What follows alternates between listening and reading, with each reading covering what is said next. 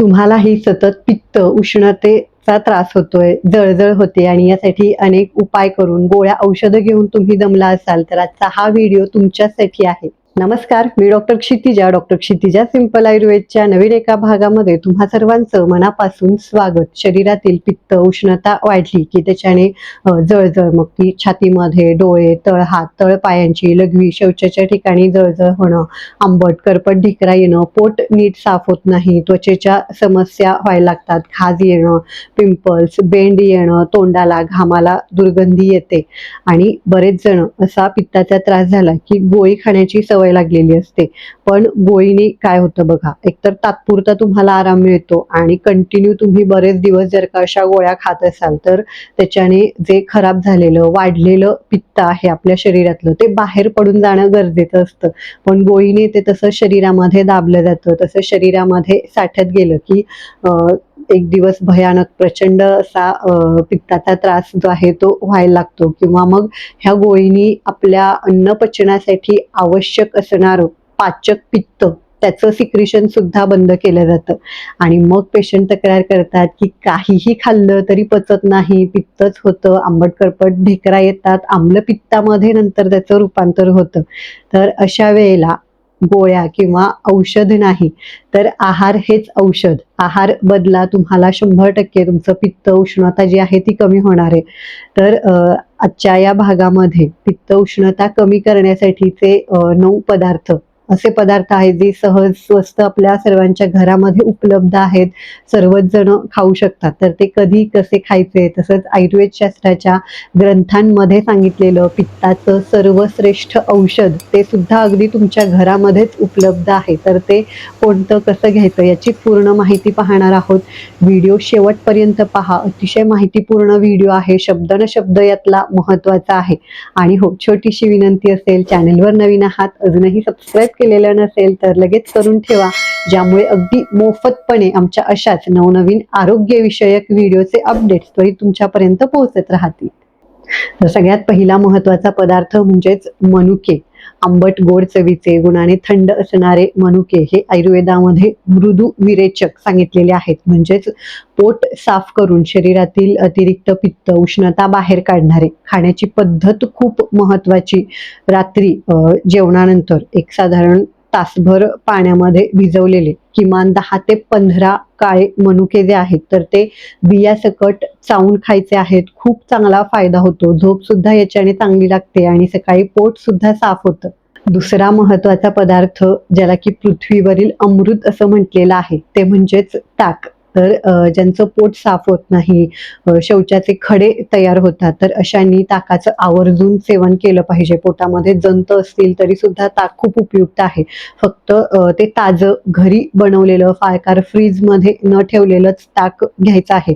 दुपारच्या वेळेला 1 ते 2 ग्लास जास्तीत जास्त. लक्षात ठेवा, मीठ टाकलेलं, फारसं आंबट असलेलं किंवा पॅकेटमधलं फार काळ आधी बनवून ठेवलेलं, फ्रीजमधलं अति थंड ताक जे आहे ते पित्तासाठी उपयुक्त नाही. ताकामध्ये काय टाकून घ्यायचं आहे तर मिश्री, पतळी खडीसाखर जी ओबडधोबड असते तर ती पित्त, उष्णतेसाठी औषधी सांगितलेली आहे, ती घेऊ शकता. किंवा मग धणे, जिरे, सुंठ ह्याची पावडर करून ती टाकली तरी सुद्धा अपचनाचा त्रास असेल तर तो कमी करायला मदत होते. पदार्थ ज्याला की विश्व भेषज असं म्हटलेलं आहे, ती म्हणजे सुंठ. असा कुठलाच आजार नाही जो की सुंठीने बरा होत नाही. ही पित्त तर कमी करतेच, शिवाय जर का तुम्हाला पित्तासोबत अपचन, गॅसेसचा त्रास होतोय, कफ जमा होतोय किंवा सांधे दुखतायत, वाताचा त्रास असेल तरी सुद्धा ही उपयुक्त आहे. घ्यायची कशी तर 1 कपभर कोमट दूध आणि त्यामध्ये छोटा पाव चमचा सुंठीची पावडर, ती घरच्या घरी बनवलेली असावी, त्यामध्ये भेसळ नसली तर त्याचा चांगला फायदा होतो. अशा पद्धतीने दुधासोबत सकाळी उपाशीपोटी किंवा रात्री झोपताना घेऊ शकता. किंवा मग सुंठ आणि खडीसाखर जी आहे तर ती मिक्स करून सुद्धा घेतल्याने चांगला फायदा होतो. चौथं म्हणजेच दूध. हे सुद्धा गुणाने थंड, पित्त शामक आहे. ज्यांना खूप जळजळ, आगाग होते, छातीमध्ये जळजळ, भगभग होत असते, उन्हाळ्यामध्ये तर ही जास्तच जाणवते, तर अशा वेळेला दूध हे सर्वोत्कृष्ट औषध सांगितलेलं आहे. तर का ते देशी गाईचं असेल तर उत्तम, अगदीच नसेल मिळत तुम्हाला, म्हशीचं दूध घेताय तर त्यामध्ये थोडंसं पाणी आवर्जून मिक्स करावं. उन्हाळ्यात दुपारच्या वेळेला कोल्ड ड्रिंक्स किंवा आईस्क्रीम, मिल्कशेक असं काहीतरी घेण्याऐवजी दूध हे चांगलं औषध आहे. फक्त ते नॉर्मल टेम्परेचरचं दूध आणि त्यामध्ये छोटा पाव चमचा विलायचीची पावडर टाकून जर का घेतली तर खूप चांगला फायदा होतो. ज्यांना ताक पचत नाही, आवडत नाही किंवा मुळातच वजन खूप कमी आहे, अशक्तपणा जाणवतोय, तर अशांनी ताकाऐवजी अशा दुधाचं सेवन करणं हे जास्त हितकर सांगितलेलं आहे. पुढचा महत्वाचा पदार्थ म्हणजेच विलायची किंवा छोटी वेलची असं सुद्धा त्याला म्हटलं जातं. अँटीऑक्सिडंट आहे, म्हणजे शरीरातील विषारी घटक बाहेर काढून टाकते. गुणाने थंड आहे, पित्तशामक आहे, पचनाला सुद्धा ती मदत करते. पित्त वाढल्यामुळे जर का मुख दुर्गंधी, तोंडाला घाण वास येत असेल तर अशा वेळेला ह्या वेलायचीचं सेवन हे खूप उपयुक्त ठरतं. सकाळी उपाशीपोटी एक विलायची किंवा मग जेवण झाल्यानंतर सुद्धा 1-2 विलायची जी आहे तर त्याच्या आवरणासकट तुम्ही चावून खाल्लात तर त्याच्याने खूप चांगला फायदा होतो. पुढचं म्हणजेच नारळ किंवा नारळ पाणी. हे सुद्धा थंड, चवीने गोड आहे. त्याच्यामुळे पित्त कमी करायला खूप चांगली मदत करतं. म्हणजे जर का तुम्ही नारळ पाणी घेतलं तर कधीतरी, रोज तर शक्य नाहीये, पण कधीतरी नारळ पाणी, तर याच्यामध्ये इलेक्ट्रोलाइट्स भरपूर असतात, शरीराला थंडावा मिळतो, त्यामुळे मग डिहायड्रेशन, अशक्तपणा कमी होतो.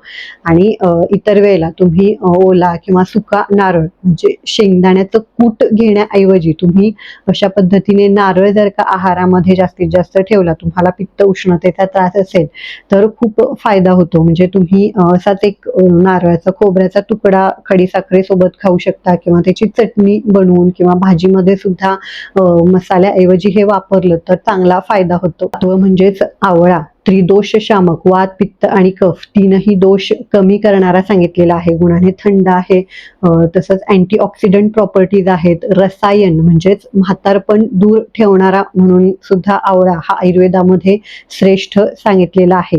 जर का तुम्हाला पित्त वाढल्यामुळे केस गळणं, पांढरे होणं किंवा त्वचेला खूप सुरकुत्या पडतायत, तळहाताची आग होतीये, शुगर सुद्धा आहे, तर अशा वेळेला आवळा हा खूप मदत करतो. सीझन मध्ये ताजा आवळ्याचा रस तुम्ही 15 ते 20 ml सकाळी उपाशीपोटी घेऊ शकता किंवा मग सकाळी उपाशीपोटीच आवळा कॅन्डी, मोरावळा, आवळ्याचा मोरावळा जो असतो तर तो खाणं सुद्धा खूप हितकर सांगितलेलं आहे. 8वा अतिशय महत्वाचा पदार्थ म्हणजेच गुलकंद. तर बघा, ज्यांना उष्णता वाढली, पित्त वाढलं की सतत तोंड येत असतं, माउथ अल्सर्स होतात आणि त्याच्यामुळे तिखट सहन होत नाही, काहीही खाता येत नाही, तोंडातून किंवा डोळ्यातून, नाकातून, कानातून गरम वाफा आल्याप्रमाणे भास होतो, तर अशांसाठी गुलकंद हे सर्वोत्कृष्ट औषध आहे. खायचं कसं तर 1 चमचाभर तुम्ही सकाळी उपाशीपोटी असंच घेऊ शकता किंवा मग 1 कपभर थोडंसं कोमट दुधामध्ये मिक्स करून, किंवा मग उपाशीपोटी शक्य नसेल तर रात्री झोपताना सुद्धा घेऊ शकता. फक्त गुलकंद घेताना ते प्रवाळयुक्त घेतलं तर त्याचा अजून जास्त चांगला फायदा होतो.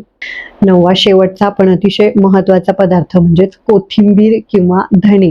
हे सुद्धा गुणाने थंड, मूत्रल सांगितलेले आहेत, म्हणजेच लघवी साफ करणारे. त्यामुळे लघवीच्या ठिकाणी जळजळ होत असेल किंवा थायरॉइड तुमचं खूप जास्त वाढतंय तर अशा वेळेला धण्याचं पाणी जे आहे, 1 चमचाभर धणे थोडेसे कुटून 1 ग्लास पाण्यामध्ये रात्रीच भिजत घाला. सकाळी त्या पाण्याला थोडीशी उकळी आणा, गाळून त्या पाण्याचं सेवन सकाळी 7 दिवस सलग उपाशीपोटी करायचं आहे. हे पाणी घेतल्यानंतर पुढे अर्धा 1 तास दुसरं काहीही खायचं प्यायचं नाही. खूप चांगला फायदा होतो. किंवा कोथिंबीर सुद्धा रोजच्या रोज तुम्ही देशी कोथिंबीर जी असते तर ती भेळ, कोशिंबीर किंवा चटणीमध्ये घालून अशी घेतली तरी सुद्धा खूप चांगला फायदा होतो. यासोबतच काकडी, पुदिना हे देखील घेतल्याने पित्ताचा, उष्णतेचा त्रास नक्कीच कमी येतो. पित्ताचं सर्वश्रेष्ठ औषध कोणतं सांगितलेलं आहे तर सूत्र त्याच्यासाठी आलेलं आहे. शरीरजानां दोषाणां क्रमेण परम औषधम बस्तीर विरेको वमनम तथा तैलम घृतम मधु, म्हणजेच वात पित्त आणि कफ यांच्यासाठी अनुक्रमाने जी औषधं सांगितलेली आहेत, वातासाठी तेल, पित्तासाठी घृत म्हणजेच तूप आणि कफासाठी मध सांगितलेलं आहे. फक्त तूप घेत असताना एक गोष्ट कायम लक्षात घ्या की ते जे तूप आहे ते देशी गाईचं किंवा मग घरच्या घरी साईमध्ये विरजणं, दह्याचं विरजणं टाकून बनवलेलं साजूक तूप असावं, म्हणजे मग ते कोलेस्टेरॉल किंवा वजन वाढवणार नाही किंवा त्याच्याने आंबट अशा ढिकरा सुद्धा तुम्हाला अजिबात येणार नाहीत. तर घ्यायचं कसं आहे, तुम्ही भात वरण आपण पूर्वी जसं घ्यायचं की भात वरण आणि त्याच्यावरती तुपाची धार हा सर्वोत्कृष्ट आहार सांगितलेला आहे, कुठलाही तुम्हाला त्रास ह्या अन्नाने होत नाही. तर तशा पद्धतीने किंवा पोळीला लावून किंवा कुठलीही तुम्ही खीर वगैरे एखाद दिवशी बनवली तर त्याच्यामध्ये 1 चमचा म्हणजे लक्षात घ्या की 1 ते 2 चमचे तूप जे आहे ते तुमच्या पोटामध्ये गेलं पाहिजे, म्हणजे मग ते पित्ताला शांत करतं, उष्णता सुद्धा वाढवत नाही. तर अशा पद्धतीने आज पाहिलेले आहारातले हे पदार्थ तुमच्या रुटीनमध्ये ठेवा. नक्कीच तुम्हाला याचा फायदा होईल. तुमचे काही अनुभव असतील तर ते सुद्धा मला खाली कमेंटमध्ये सांगा. माहितीपूर्ण व्हिडिओ पाहायचे असतील तर खाली एक सबस्क्राईबचं बटन दिलेलं आहे, ते प्रेस करून शेजारील घंटीचं बटन सुद्धा दाबा, जेणेकरून नवनवीन व्हिडिओचे अपडेट्स त्वरित तुमच्यापर्यंत पोहोचत राहतील. आजचा व्हिडिओ पूर्ण पाहिल्याबद्दल धन्यवाद.